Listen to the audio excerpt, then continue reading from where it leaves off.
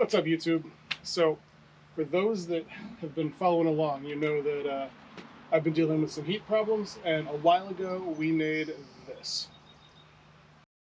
Well, that quickly turned into this, which has been, well, seen better days.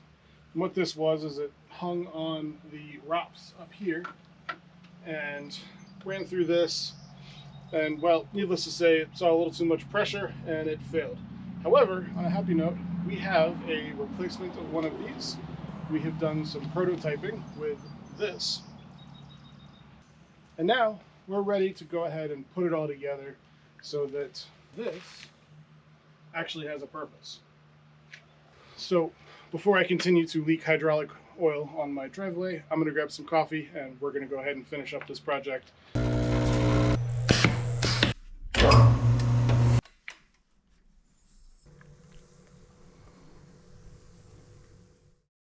Alright, so today we are going to replace that radiator that was part of the original first failed attempts at this auxiliary cooler.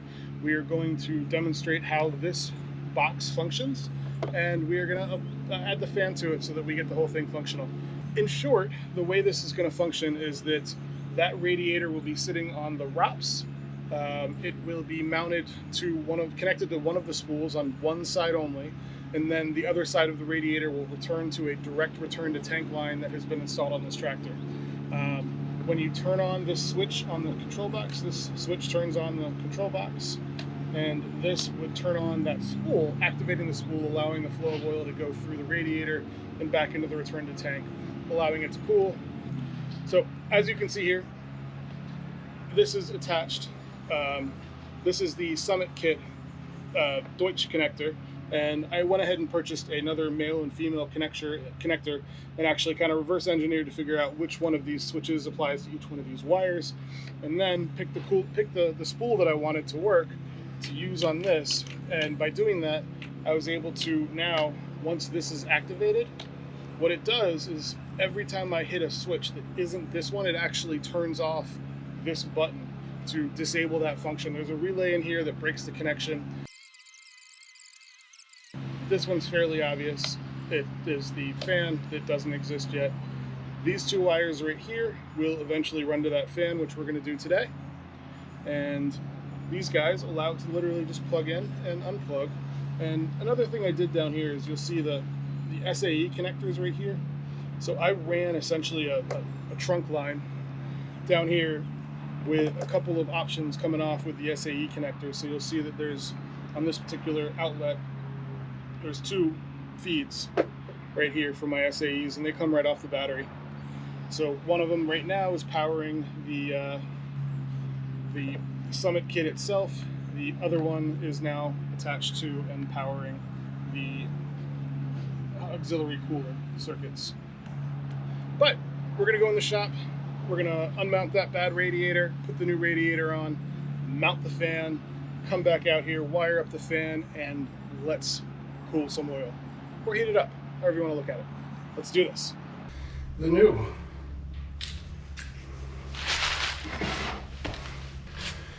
The old.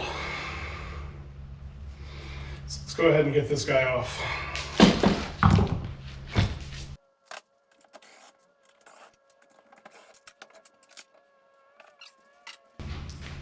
So this hideous contraption, which has seen better days, is really just a couple pieces of 1/16 of an inch thick, 16th or 8th, welded together, and then using a Ken's bolt-on hooks ROPS clamp, which these things are absolutely wonderful. It allows you to hang the oil cooler just right off the back. Problem solved, nice and clean, nice and easy.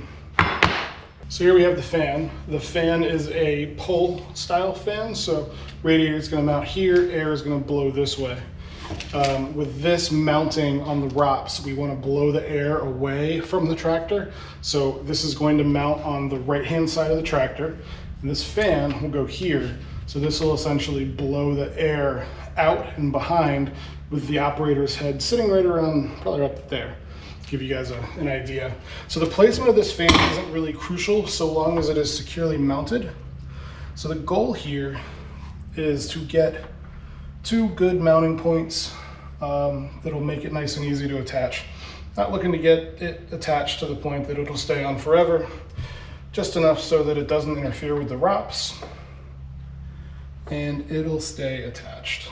So I like this placement right here. There is sufficient clearance on the back side of this for the bolts, so we're good there. So I'm gonna go ahead and punch these 2 holes, get them drilled, and we will get this fan on.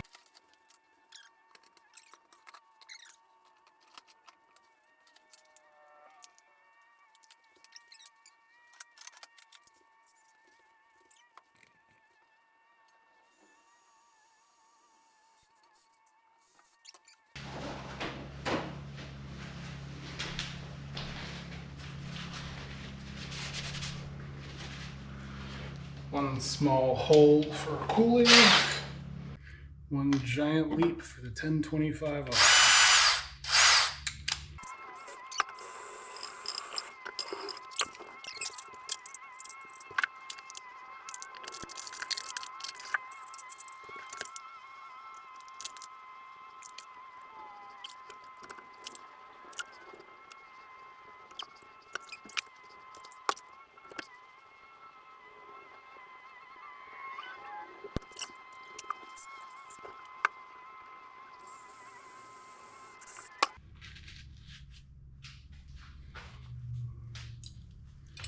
See how we line up. Beautiful.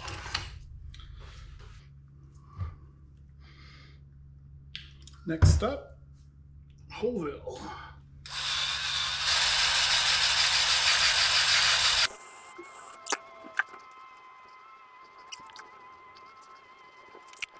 So this part ready to go. Let's go ahead and get this mounted. All right, so we got both hydraulic hoses attached. We have the fan attached. We've got the radiator attached. This is a good bit heavier, so it's going to be harder to get it put together, but that is the next step. So we're going to go outside and throw it on the tractor. Let the fun begin. Ugh.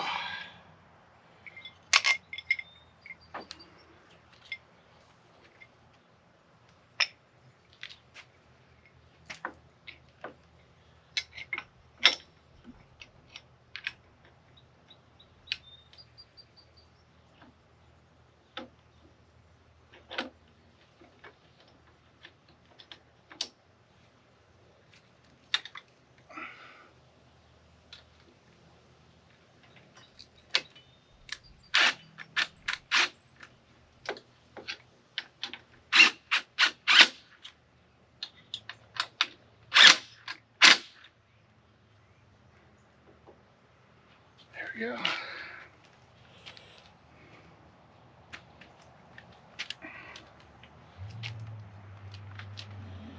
Part 1, check.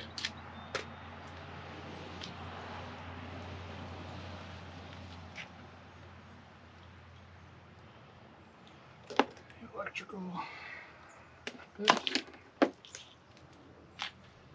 Long hose.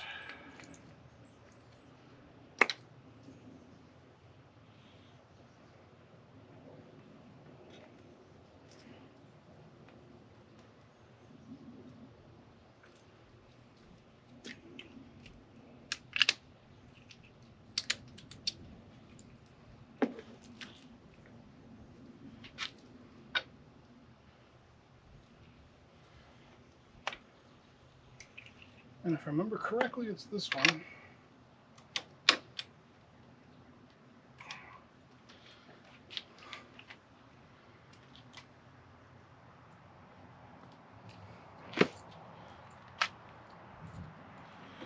So there you have it. The cooling system's up there. It is secure. We have way too much cord.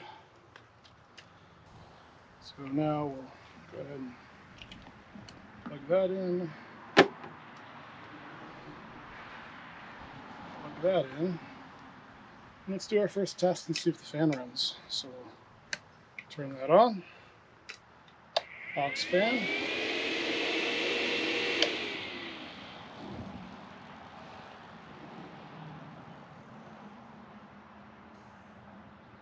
And we are spinning the right over.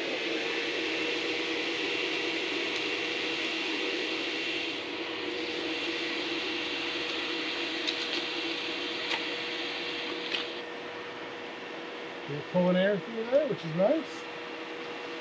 I think we're heading in the right direction. So next step is to try the tractor out. So an easy way to determine whether or not this is actually working is we'll see the hydraulic holes actually kick out when it gets under pressure. So let's see what we get.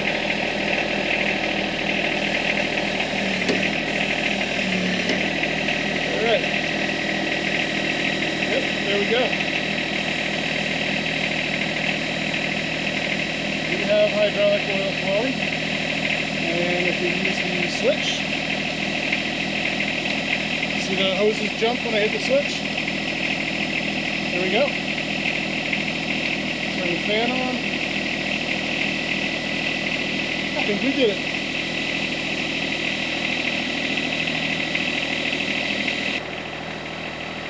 So right now I can feel the oil going through the hose. Take a quick look for leaks. I don't see any. We are flowing correctly. We have auxiliary cooling. Now you gotta do something with this. But hey.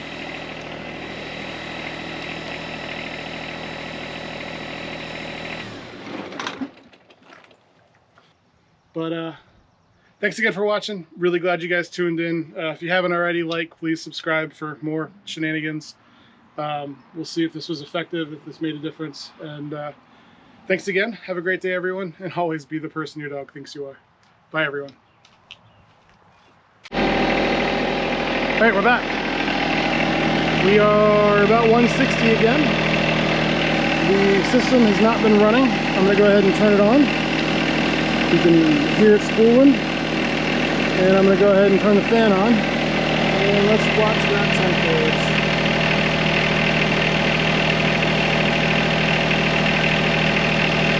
This is real time. I can't make my voice not real time or make the sound disappear when I'm not talking with the tractor running. But in short, it is bringing that temp down and quickly, which is kind of what we expected. But also, I was out there doing it for a bit, cutting the grass, probably about 10 minutes or so, with the system just running, with the fan running, and essentially the temperature remained pretty static at about 140 or so. Whereas when I turned it off, I started climbing again back up to about 160. Sorry about being up in your face. I'm the one holding the camera. It's a kind of a one-man show. Well, me and the puppies and Mrs. Breaker, but usually I'm just fixing stuff that she breaks. So, but yeah, let's see where we're at. It's been another 30 seconds.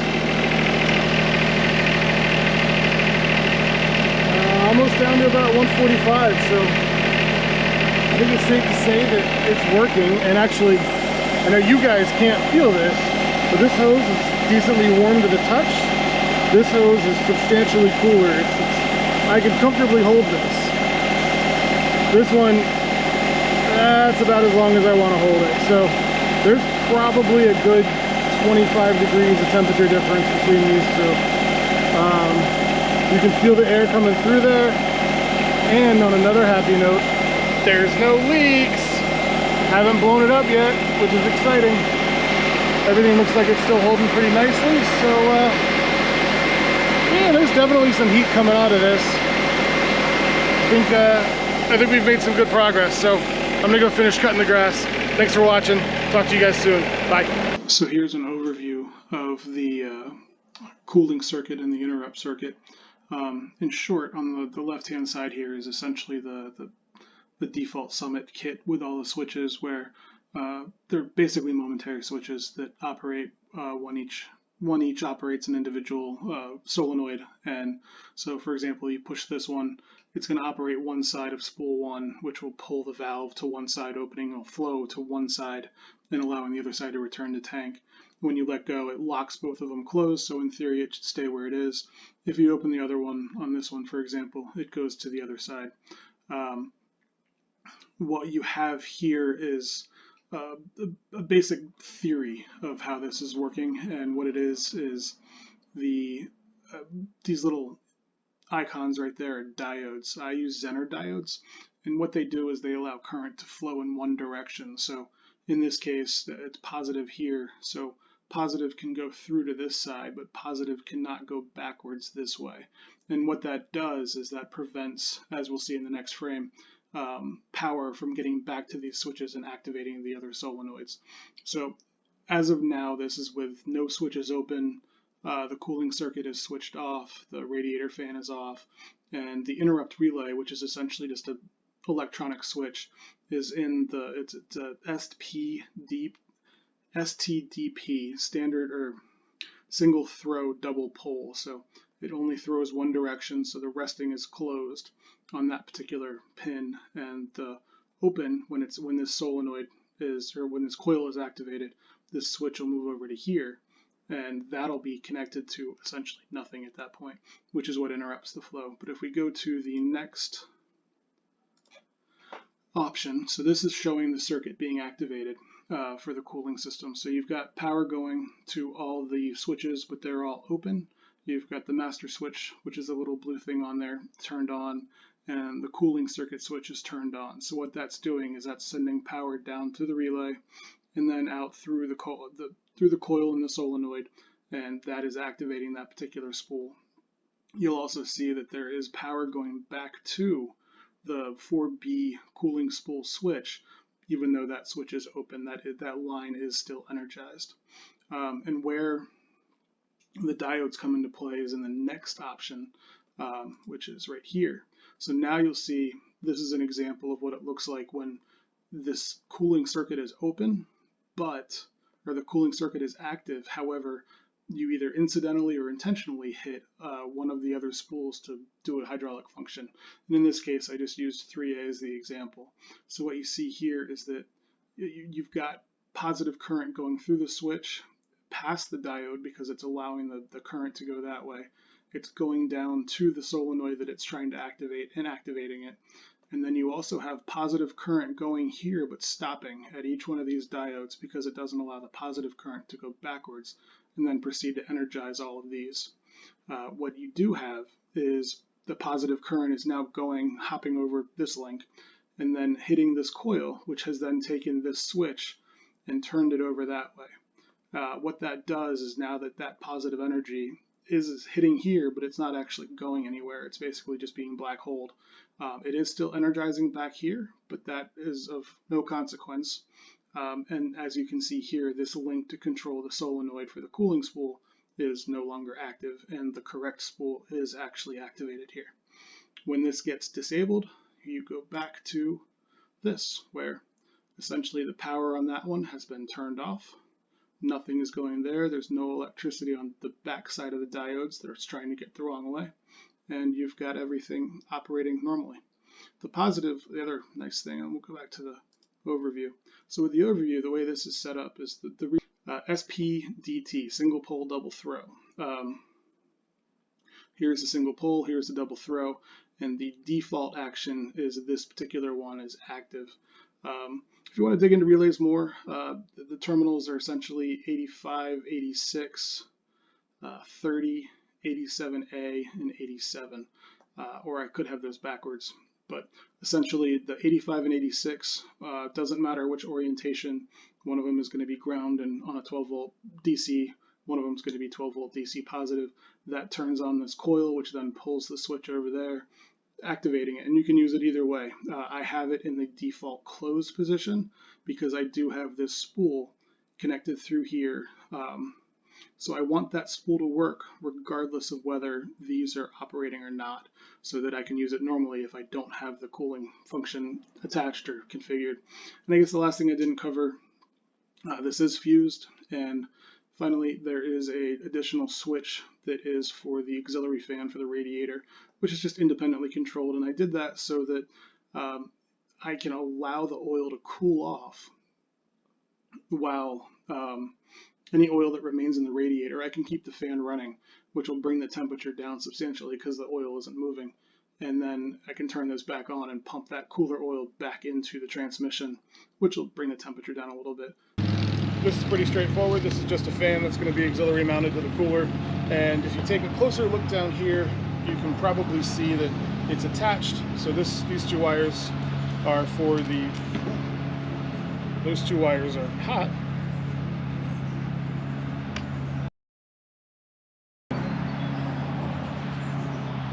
Let's try not to break anything worse than we already have.